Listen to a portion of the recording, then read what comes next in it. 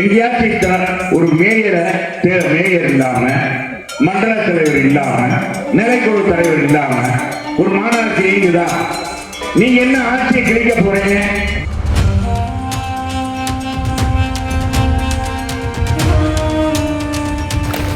அவரை பார்த்ததோடு இந்த கூட்டம் நடைபெறும். எவ்வளவு பெரிய சிறப்பு! உண்மையிலேயே எங்களுக்கெல்லாம் மற்றற்ற மகிழ்ச்சி. இங்க வந்திருக்கிற அனைவருக்குமே இன்றைக்கு மூன்றாம் தலைமுறை இன்னைக்கு தலையெடுத்திருக்க அண்ணா திராவிட முன்னேற்ற கழகத்துல பல கட்சியில பாத்தீங்கன்னா எல்லாம் வயசானவங்களா தான் இருப்பாங்க.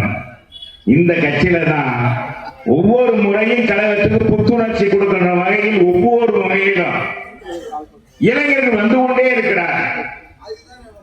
புரட்சி தலைவர் எம்ஜிஆர் இந்த கட்சியை தொடங்கி 54 ஆண்டுகள் தான் ஏற்றுக்கொண்ட தலைவனை அவருடைய பெயரை கட்சிக்கு வைத்து அவருடைய திருவுருவத்தை கட்சியில கொடியிலும் பதித்த ஒரு தலைவன் உலகத்தில் ஒருத்தர் இருந்தார் என்றால் மனித புரட்சி தலைவர் எம்ஜிஆர் தவிர வேற எவரும் கிடையாது. எங்க ஆட்சியில செஞ்ச சாதனையை ஒரு சாதனையாச்சும் நான் செய்ய முடியல. எடப்பாடியார் கொண்டு வந்து எத்தனை திட்டங்களை நிறைவேற்றினார், அந்த திட்டங்களை உன்னால் தொடர முடிந்ததா? எங்க காலத்தில் கொண்டு வரப்பட்ட திட்டங்களுக்கு தான் நீங்க ஸ்டிக்கர் விட்டுறீங்க. இன்னும் கூட திட்டங்களை தொடர்ந்து முடிக்க முடியல. இது போன்ற பணிகள் தான் இந்த ஆட்சியில நடக்குது.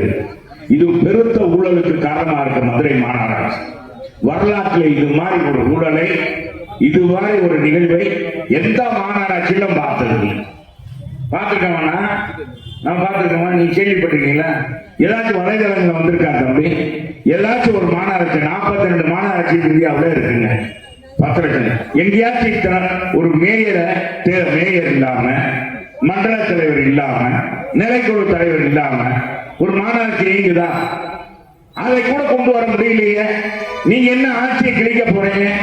இதுல 2024 இவங்க தான், 2026 இவங்க தான் ஆட்சிக்கு வர போறோம்.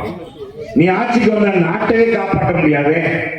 இன்னைக்கு போதை மாநிலமாக, இன்னைக்கு பெண்களுக்கு பாதுகாப்பு இல்லை, பாதுகாப்பான மாநிலமாக தமிழகம் இருந்தது. சந்தன கடத்தல் வீரப்படை சுட்டு வீழ்த்தியது இயக்கம் அதிமுக ஆட்சியில புரட்சி தலைவர் அம்மா துணை ராணுவத்தார். அதான் அதிமுக ஆட்சியின் சிறப்பு.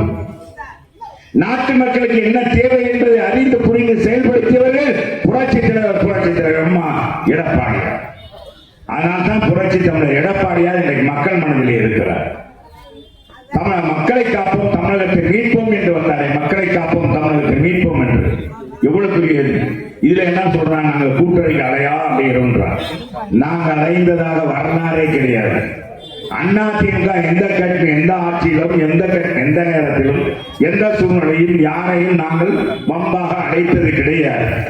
எங்களை பொறுத்தளவுக்கு எங்களை கொள்கையை எங்களுக்கு துணையாக தமிழக மக்களை காப்பாற்ற யார் துணை வந்தாலும் அவங்களை தூக்கி கொண்டாடுவோம்.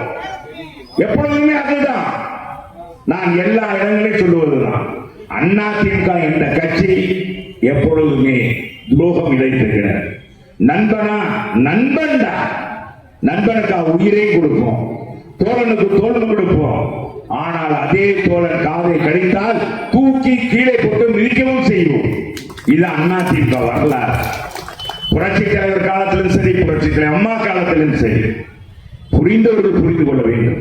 எங்களை பொறுத்தவரை யாரும் துரோகம் அளித்தது.